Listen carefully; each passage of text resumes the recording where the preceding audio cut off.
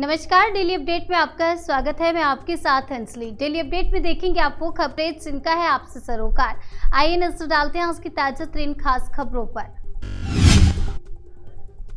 काबुल में अमेरिकी secret operation में अलकायदा चीफ अल जवाहिरी ढेर भड़का तालिबान सरकार के प्रवक्ता ज़बीहुल्लाह मुजाहिद ने अपनी पहली प्रतिक्रिया में अमेरिकी कार्रवाई की आलोचना की है। साथ ही अंतर्राष्ट्रीय मानकों और दोहा समझौते का उल्लंघन करार दिया। अमेरिकी ड्रोन हमले में मारा गया अलकायदा का चीफ अल जवाहिरी बाइडेन बोले, अब इंसाफ हुआ। 2011 में ओसामा बिन लादेन की मौत के बाद जवाहिरी ने अलकायदा को अपने नियंत्रण में लिया था। दोनों अमेरिका पर 9/11 के हमलों के मास्टरमाइंड थे। कोरोना से राहत, पिछले 24 घंटे में 13,734 नए मामले दर्ज, कल की तुलना में 3,000 केस हुए कम। पिछले 24 घंटे में कोरोना के 13,734 नए मामले सामने आए हैं। हालांकि राहत की बात यह है कि पिछले 24 घंटे में संक्रमितों की संख्या कम हुई है। प्रधानमंत्री नरेंद्र मोदी ने सोशल मीडिया पर बदली अपनी डीपी, देशवासियों से भी बदलने की अपील की। हर घर तिरंगा अभियान को मजबूती देने के लिए सरकार तरह तरह की कोशिशों में जुटी है। इसी बीच प्रधानमंत्री नरेंद्र मोदी ने आज अपने सोशल मीडिया अकाउंट्स की डीपी बदलकर वहां तिरंगे की तस्वीर लगा ली है। पीएम ने देश के सभी लोगों से ऐसा करने की अपील भी की है। अल जवाहिरी की मौत पर बोले बराक ओबामा, बिना वॉर आतंकवाद को जड़ से खात्मा करना आज की खबर, इसका सबूत।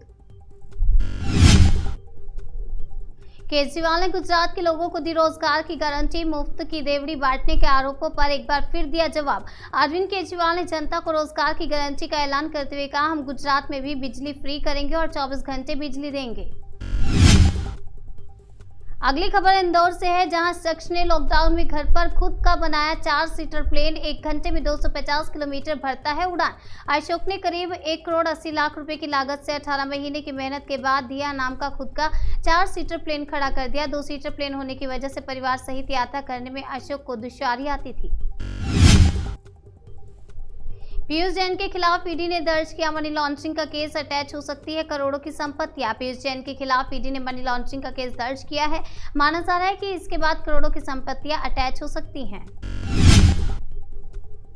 हर हर शंभू गाने वाली फरमानी नाज के समर्थन में आया है मुस्लिम संगठन, करेगा सम्मानित। उत्तर प्रदेश के देवबंद में मुस्लिम राष्ट्रीय मंच के जिला संयोजक राव मुशर्रफ अली ने कहा कि हम उनके फरमानी नाज भजन, उनके गाने का समर्थन करते हैं और मुस्लिम राष्ट्रीय मंच जल्दी फरमानी नाज को सम्मानित करेगा।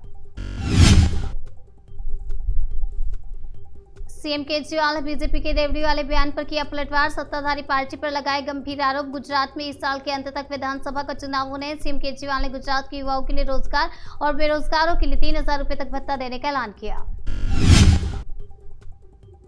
काशी विश्वनाथ कॉरिडोर की तरह अयोध्या में भी बनेगा राम जन्मभूमि कॉरिडोर। योगी सरकार की कोशिश है कि 2024 के लोकसभा चुनाव से पहले राम जन्मभूमि कॉरिडोर भी बनकर तैयार हो जाए। पीएम नरेंद्र मोदी काशी विश्वनाथ मंदिर कॉरिडोर का उद्घाटन कर चुके हैं।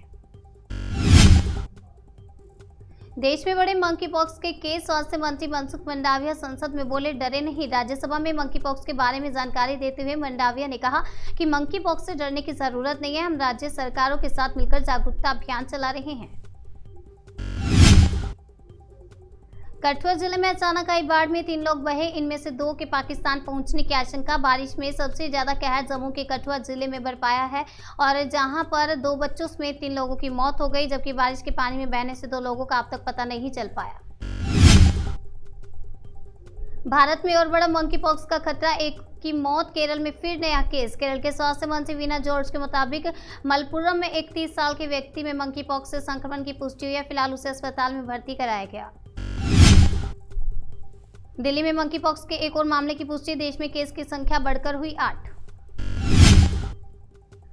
किसानों की मांगों को लेकर कल से पंजाब में 6 जगह अनिश्चितकालीन धरना हुई घोषणा। किसानों की मांगों को लेकर सड़कों पर उतरेगा संयुक्त किसान मोर्चा। गैर राजनीतिक मोर्चे के नेता जगजीत सिंह डल्लेवाल ने जानकारी दी है, बोले 17 संगठनों का है सहयोग।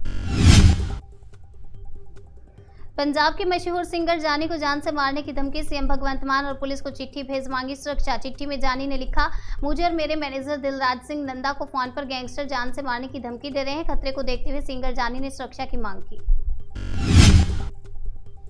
मनी लॉन्ड्रिंग मामले में 2 जगह ईडी की छापेमारी जारी, कुछ और लोगों से हो सकती है पूछताछ। शिवसेना सांसद संजय राउत को ईडी ने 31 जुलाई को गिरफ्तार कर लिया था। विशेष अदालत ने संजय राउत को 4 अगस्त तक ईडी की हिरासत में भेज दिया है। डेली अपडेट में आज के लिए फिलहाल इतना ही। तब तक के लिए बने रहिए हमारे साथ और देखते रहिए जन सेतु जन से सरोकार।